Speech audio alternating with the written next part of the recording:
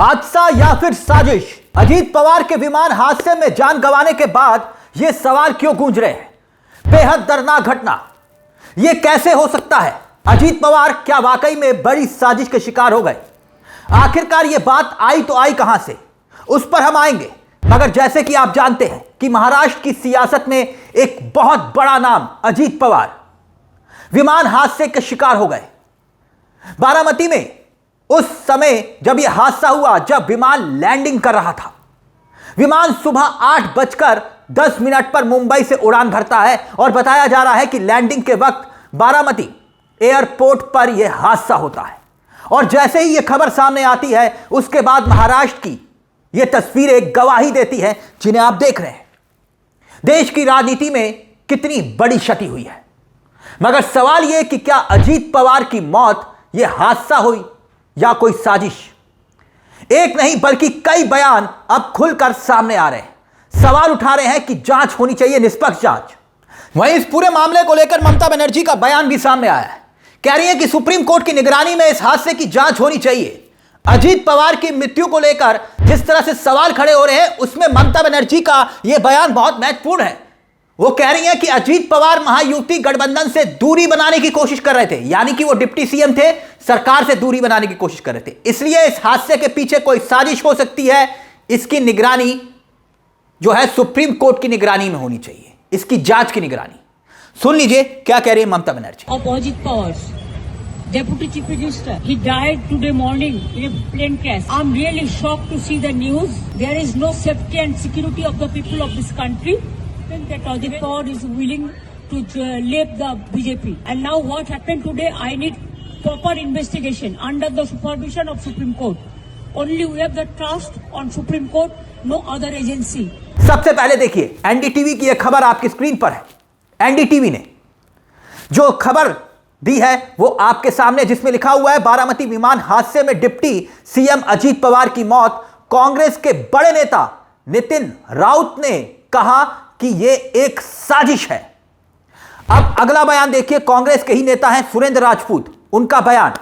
उनका क्या कहना है? उनका कहना यह है कि जिस तरीके से जो भयावह हादसा बारामती में हुआ है, उसको सुनकर मैं स्तब्ध हूं और इस हादसे की तमाम सारे पहलुओं की जांच हो।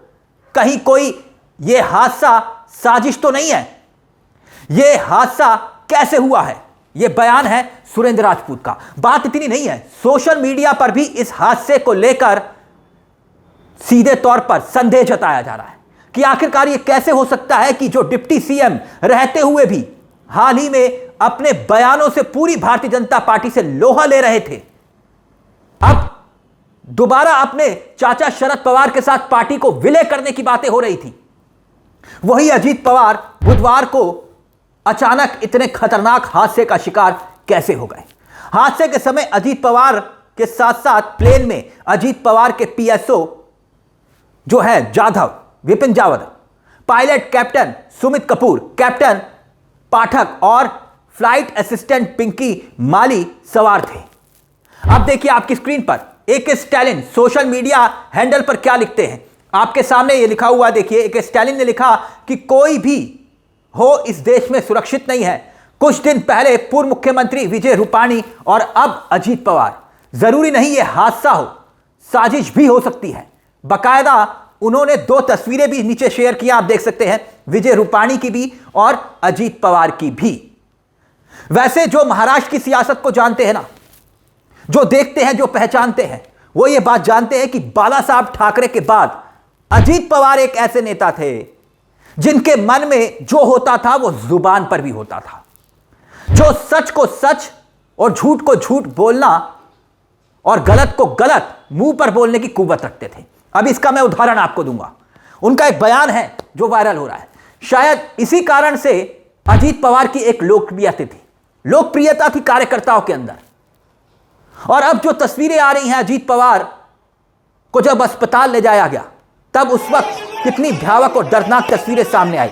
वो तस्वीरें आप देख सकते हैं, रोते बिलखते हुए उनके कार्यकर्ता दिखाई दे रहे हैं। सवाल यह कि 2014 में महाराष्ट्र में उप मुख्यमंत्री गोपीनाथ मुंडे सड़क हादसे में अपनी जान गंवा देते हैं। कुछ दिन पहले गुजरात के पूर्व मुख्यमंत्री विजय रूपाणी विमान हादसे के शिकार हो जाते हैं और अब महाराष्ट्र के उप मुख्यमंत्री अजीत पवार विमान हादसे में अपनी जान गंवा देते हैं। क्या विजय रूपाणी के जाने के बाद जो विमान हादसा हुआ था उसकी जांच मुकम्मल अंजाम तक पहुंची? नहीं ना। अब देखिए, जो विमान बताया जा रहा है, जिसे आप देख रहे हैं, ये विमान हादसा हुआ, VSR कंपनी विमान 2023 में भी इसका विमान क्रैश हुआ था। देखिए आपके सामने ये खबर है। देखिए 14 सितंबर 2023 को VSR कंपनी का विमान क्रैश हुआ था और तब भी बताया गया था कि कम विजिबिलिटी थी। मुंबई के छत्रपति शिवाजी महाराज इंटरनेशनल एयरपोर्ट पर लैंडिंग के वक्त यह दुर्घटना हुई थी। तब इसमें विशाखापट्टनम से इसने उड़ान भरी थी और तब यह हादसा हुआ था और यह आपके सामने खबर है। लेकिन एक और सोशल मीडिया यूजर है हंसराज मीना। देखिए सोशल मीडिया पर वो भी कुछ इसी तरह की बात को लिख रहे हैं कि निष्पक्ष जांच हो ताकि यह पता चल पाए कि यह लापरवाही थी या फिर साजिश थी। यानी सोशल मीडिया पर सवाल उठ रहे हैं। आप सोचिए, 6 बार डिप्टी चीफ मिनिस्टर रहे हैं, 6 बार। पहली बार 2010 में बने, 25 अक्टूबर 2012 को बने, 23 नवंबर 2019 को बने अजीत पवार फिर से मुख्यमंत्री और 3 दिन के लिए मुख्यमंत्री बने थे और उप मुख्यमंत्री। और उसके बाद फिर 2 जुलाई 2023, 30 सितंबर, ये तमाम नॉन स्टॉप मुख्यमंत्री रहे, उप मुख्यमंत्री 6 बार लगातार और बिना गैप के। और ये अपने आप में एक रिकॉर्ड है। जब 80 घंटे के लिए भी सरकार बनी थी तब उसमें भी ये डिप्टी सीएम थे। यकीनन महाराष्ट्र की राजनीति को अगर आप देखेंगे समझेंगे तो मराठी अस्मिता के इर्द गिर्द घूमती है, उसी पर ही टिकी हुई है। मगर अब महाराष्ट्र की राजनीति इस दौर में दिल्ली के अधीन हो गई है। दिल्ली के अधीन आप समझ रहे हैं। महाराष्ट्र की अस्मिता की लड़ाई लड़ने वाली शिवसेना पूरी तरह से टूट गई। ऐसे में आज भी महाराष्ट्र के हित और महाराष्ट्र की अस्मिता अगर किसी में दिखाई देती थी तो उसमें अजीत पवार थे। अजीत पवार में वो झलक दिखाई देती थी। सरकार में रहते थे लेकिन अपनी शर्तों पर। जिला परिषद के चुनाव हुए थे, बारामती में भी चुनाव हो रहे थे, पुणे जिले में भी चुनाव थे। बीजेपी के सामने चुनाव लड़ रहे थे, बीजेपी के सामने चाचा भतीजे दोनों मिलकर चुनाव लड़ रहे थे। जिला परिषद में चुनाव साथ में लड़ने की घोषणा कर चुके थे।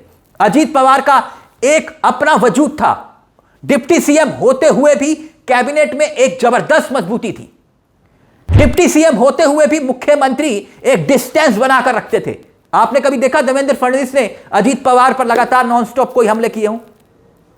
अजीत पवार जिनकी 1400 करोड़ की संपत्ति को ईडी ने अटैच कर लिया था और उसके बावजूद भी भाजपा से डायरेक्ट लोहा ले रहे थे।